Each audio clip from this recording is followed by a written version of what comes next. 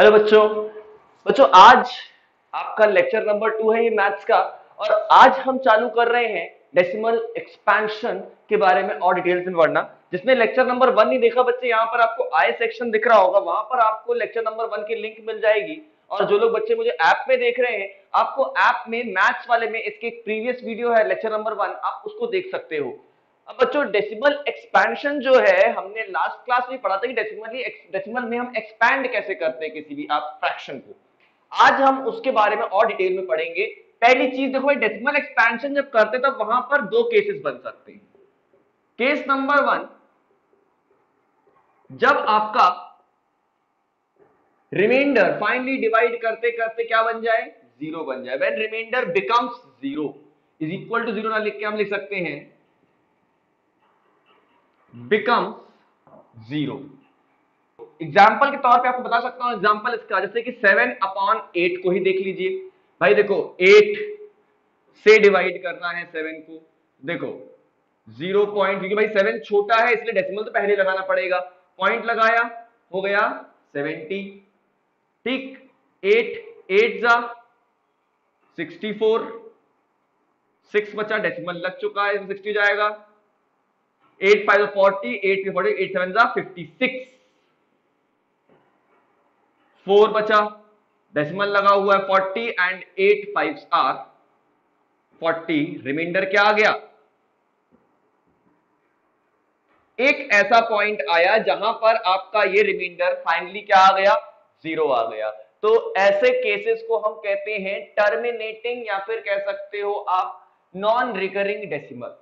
ये डेसिमल एक पॉइंट पे आके खत्म हो गया, 0.875, माने कि 7/8 की वैल्यू है 0.875, दैट्स इट। ये इसकी क्या मिल गई मुझे, एग्जैक्ट वैल्यू मिल गई। ठीक, ये हो गया पहला केस।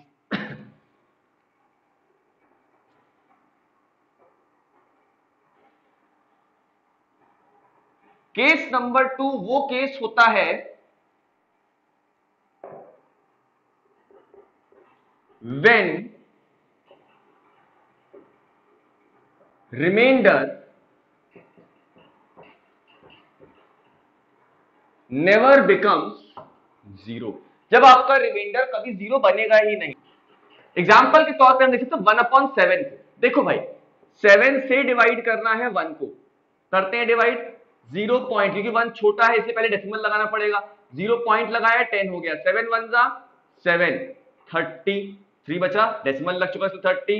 7 4 जा 28, 2 बचा 20, 7 2 जा 14, 6 बचा 60, 7 8 जा 56, 4 बचा 40, 7 5 जा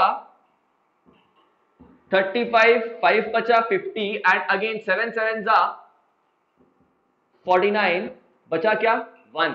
शुरू कहां से किया तुमने, 1 से, आखिर में फिर यहां क्या आ गया 1। तो अगर अब इसके बाद मैं 0 लगाता हूं 10 बनाने के लिए, तो ये जितना भी मैंने कुछ किया ये पूरा का पूरा सेम तरीके से और दोबारा रिपीट होता चला जाएगा। मतलब अगर मैं इसकी वैल्यू देखूंगा तो क्या आएगी, फिर से 1 4 2 8 5 7 1 4 5 7 ऐसी बढ़ती चली जाएंगी ये वैल्यूज। तो 1/7 की मैं वैल्यू क्या लिख सकता हूं, वो उसका आंसर आएगा 0.142857142857 एंड अप टू इंफिनिटी, ये बढ़ता चला जाएगा हमेशा। इसी को लिखने का तरीका होता है 0.142857 बार। जितने भी नंबर रिपीटिंग होते हैं उसके ऊपर हम क्या लगा देते हैं, बार लगा देते हैं। एक और एग्जाम्पल देख के हम समझते हैं, बहुत आसान सा एग्जाम्पल है, वो है 1/3 का। आशा करता हूं आपने नोट कर लिया होगा। चलो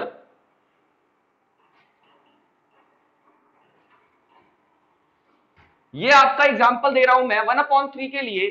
देखो भाई फिर से 3 1 0 पॉइंट लगाया आपने, क्या हो गया 10। पॉइंट क्यों लगाया, 1 3 छोटा था। 3 3 जा 9, फिर से बचा 1, 0 लगाया 10, 3 3 जा 9, फिर बचा 1, 0 लगाया। ऐसे करोगे तो इनफाइनाइट टाइम तक करोगे, लेकिन कभी भी आपका रिमाइंडर 0 नहीं आने वाला। ये हमको समझ में आ गई बात। तो भाई ये आपका क्या आएगा आंसर 0.3333 इनफाइनाइट टाइम्स, इसका वैल्यू क्या हो जाएगा 0.333, खूब ढेर सारा। या फिर इसको आप क्या लिख सकते हो 0.3 बार। इसको हम कहते हैं रिपीटिंग नंबर, या फिर इसको हम कहते हैं नॉन एंडिंग, नॉन टर्मिनेटिंग या नॉन रिकरिंग डेसिमल। ठीक, चलिए भाई केस 1 हो गया आपका, ये केस 2 समझ में आ गया। अब एक चीज हम और समझेंगे इसी के आगे,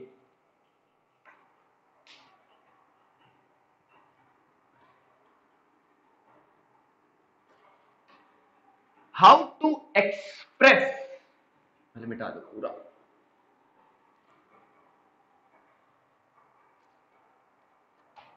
चलिए यहां तक समझ में आ गया होगा आप सभी को। अब इसके बाद एक चीज और आती है कि अगर मान लो आपको डेसिमल में दी हुई वो चीजें और आपसे बोलता है इसको फ्रैक्शन में कन्वर्ट करके दिखाओ। भाई फ्रैक्शन को डेसिमल में कन्वर्ट करना हमने सीख लिया। अब अगर आपसे बोलता है डेसिमल में ही दिया हुआ है, इसको फ्रैक्शन में कन्वर्ट करके दिखाओ, तो कैसे करोगे भाई? तो अगला हमारा टॉपिक आएगा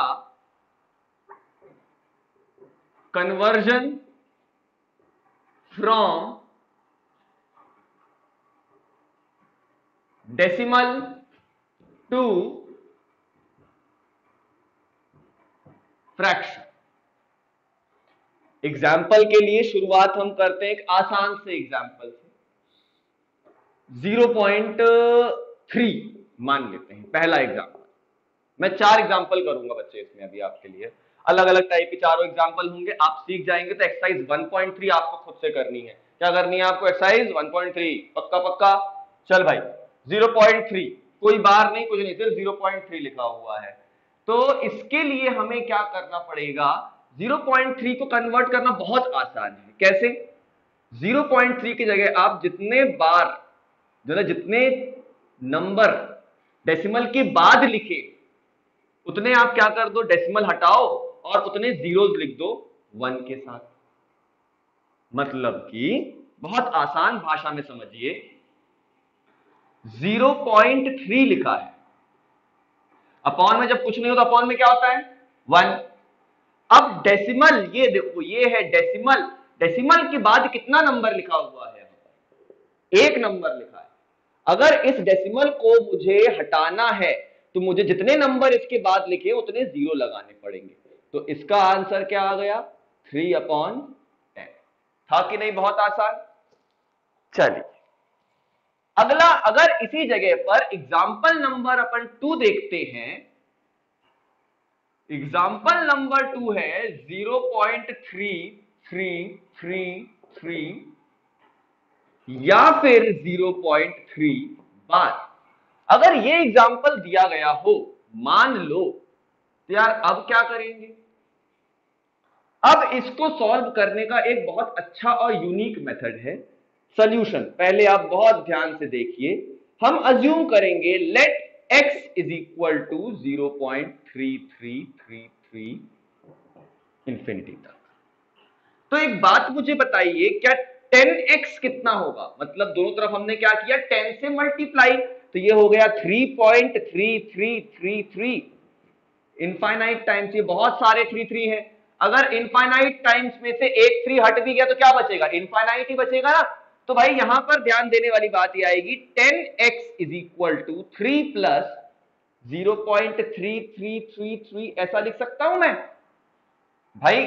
3.3333 का क्या लिख सकता हूं? 3 प्लस 0.3333, ये जाएगा 10x is equal to 3 plus x। 3 plus x जो हो गया, तो इस x को लेफ्ट में लेकर आइए, क्या हो गया ये 9x is equal to 3। Replace करेंगे हम इसको तो x कितना हो जाएगा? देखो ये 9 यहां मल्टीप्लाई में था, यहां जाके क्या हो जाएगा ये डिवाइड में। सब पॉइंट लगे हैं, थोड़ा थोड़ा पॉइंट कम दिखता है बोर्ड पे यहाँ पे। तो ये हो गया आपका 3/9, 3 1 जा 3, 3 3 जा 9, x की वैल्यू कितनी आ गई 1/3। तो हमने डेसिमल को फ्रैक्शन में कन्वर्ट करना सीख लिया। एक क्वेश्चन और देता हूं मैं आपको, एक उसमें अपन और ट्राई करते हैं।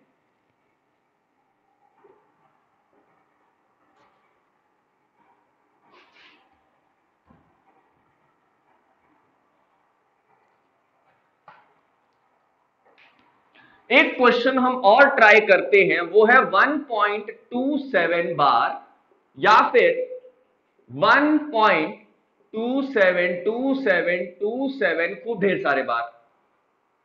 ठीक है, अब बच्चे ये कैसे होगा सॉल्व? उसको सॉल्व करने का फिर वही तरीका है। सॉल्यूशन में आप क्या करोगे, फिर से पहले let x is equal to 1.272727 ऐसे कर लिया। अब की बार मैं यहां पर 100 से मल्टीप्लाई करूंगा दोनों तरफ। अब सवाल ये आएगा, सर 100 से क्यों किया आपने? तो बच्चे देखो, दो रूल याद रखना, दो नियम। डेसिमल के जस्ट बाद पहली बात तो ये रिपीटिंग वाले नंबर आने चाहिए, पहला रूल। और रूल नंबर दो, आपको उसी नंबर से मल्टीप्लाई करना है, जैसे कि 100 दो जीरो वाला नंबर है।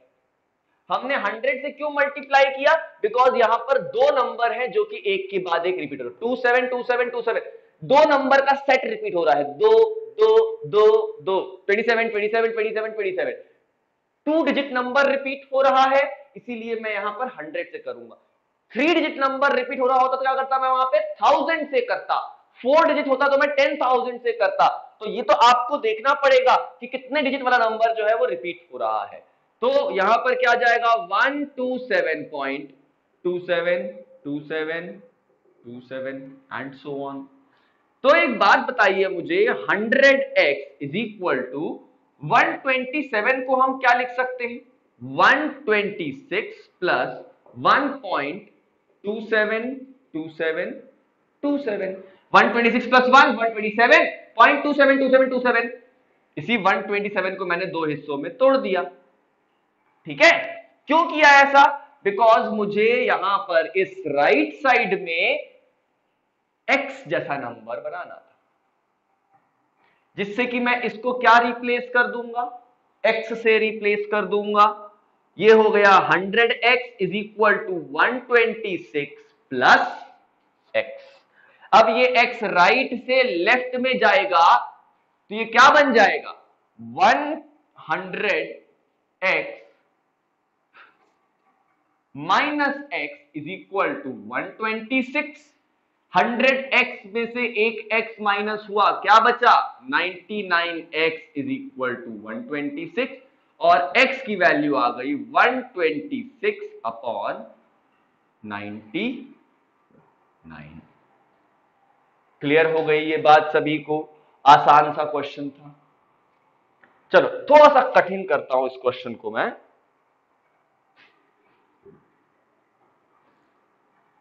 अगला क्वेश्चन है मेरा, और जब तक मैं बोर्ड रब कर रहा हूं तब तक आप उसको ट्राई कर लो, वीडियो को भी पॉज कर लो आप और ट्राई कर लो अपने आप से सॉल्व करने का, फिर मैं बताऊंगा।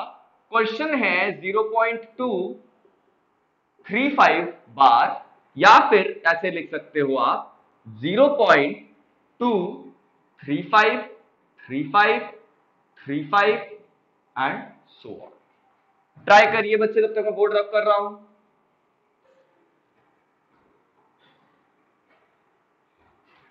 जिसका नहीं हो पाए वीडियो पॉज कर लेना बच्चे, पहले खुद से एक बार ट्राई करो, जब तक खुद से नहीं ट्राई करो तो बनेगा नहीं आपसे। तो भाई ट्राई कर लिया आप सभी ने। अब मैं आपको बताता हूं, देखो फिर से काम वही करना है आपको। Let x is equal to 0.2353535। अब देखो, मैंने अभी आपको बताया रूल नंबर 1 क्या होता है, डेसिमल के जस्ट बाद ये रिपीटिंग नंबर आने चाहिए, लेकिन यहां डेसिमल के बाद तो जस्ट 2 आ रहा है। तो हमें क्या करना पड़ेगा, 10x बनाना पड़ेगा, तो वो हो जाएगा 2.353535।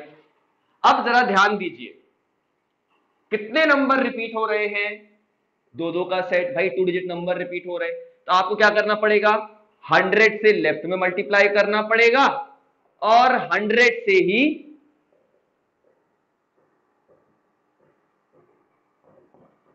राइट में मल्टीप्लाई करना पड़ेगा। 100 से लेफ्ट में, 100 से राइट में।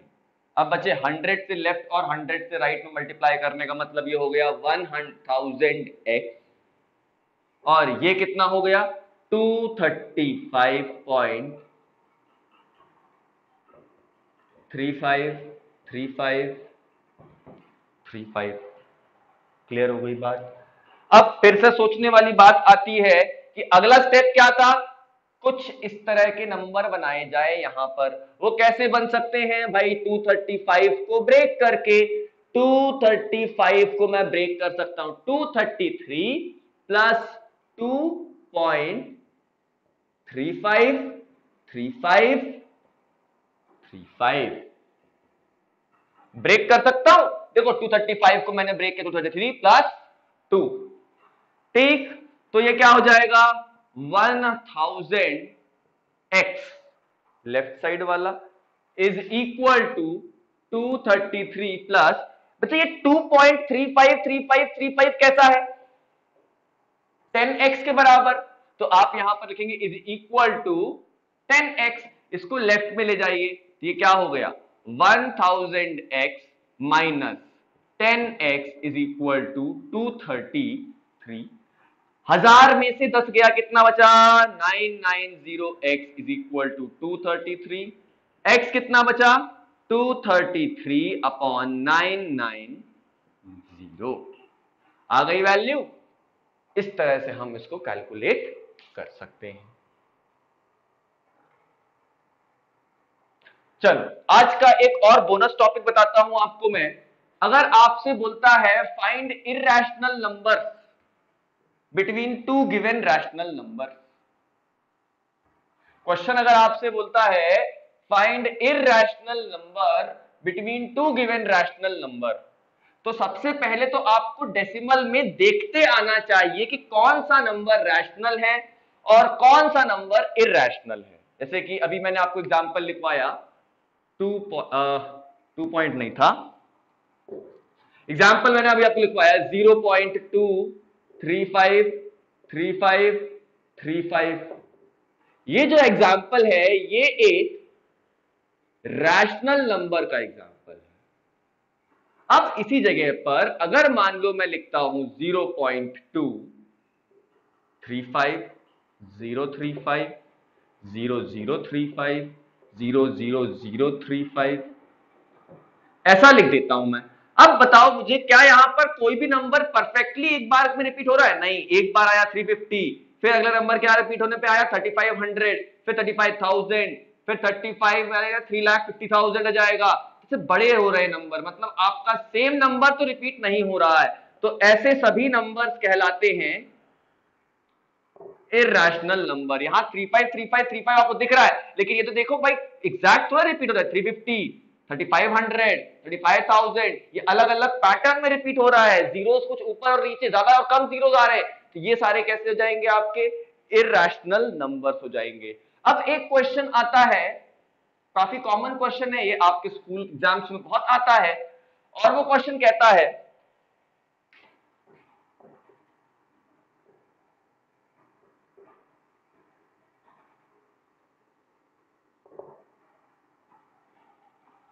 find irrational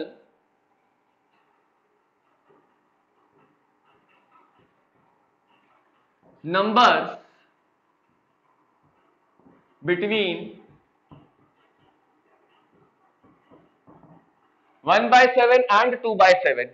बच्चों इर्रेशनल नंबर निकालने हैं आपको 1/7 और 2/7 के बीच में। देखो भाई इसके लिए क्या करना पड़ेगा, पहले आपको वैल्यू निकालनी पड़ेगी। 1/7 की वैल्यू याद करो, हमने अभी निकाली थी। 7 से 1 को डिवाइड किया 0.10, 7 1 जा 7, 3 बचा, 7 4 जा 28, 2 बचा, 7 2 जा 14, 6, 7 8 जा 56, 40, 5 जा 35, 50, 7 7 जा 49 एंड 1 एंड अगेन इसके बाद क्या हो जाएगा, ये क्योंकि 10 बनेगा और सब रिपीट होगा। तो 1/7 की वैल्यू कितनी है?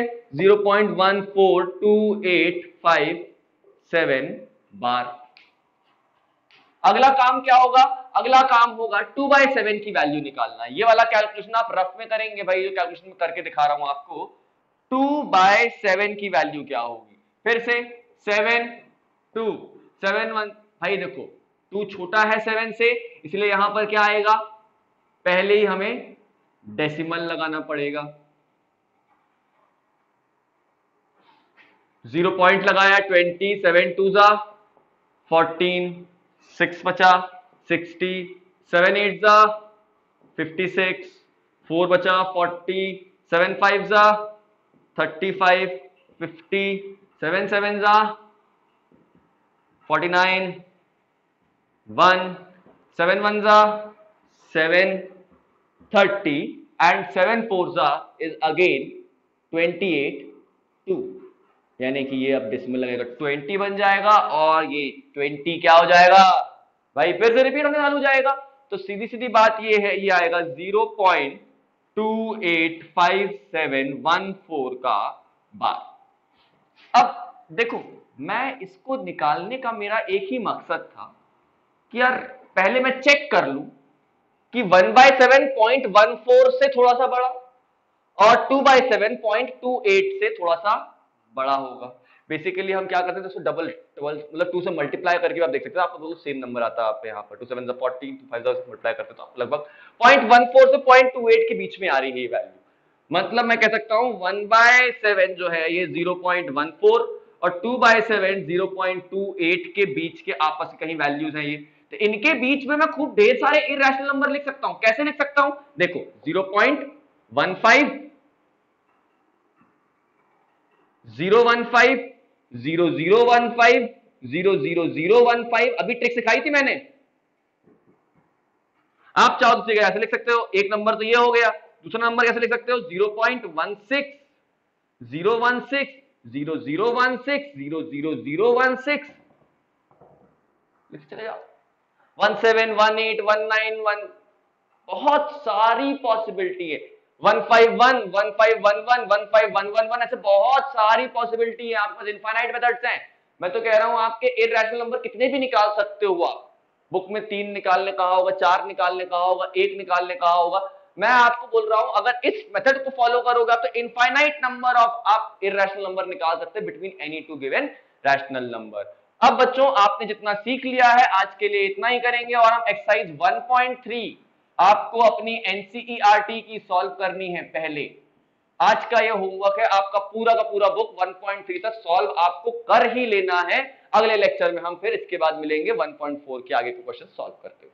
Okay, thank you.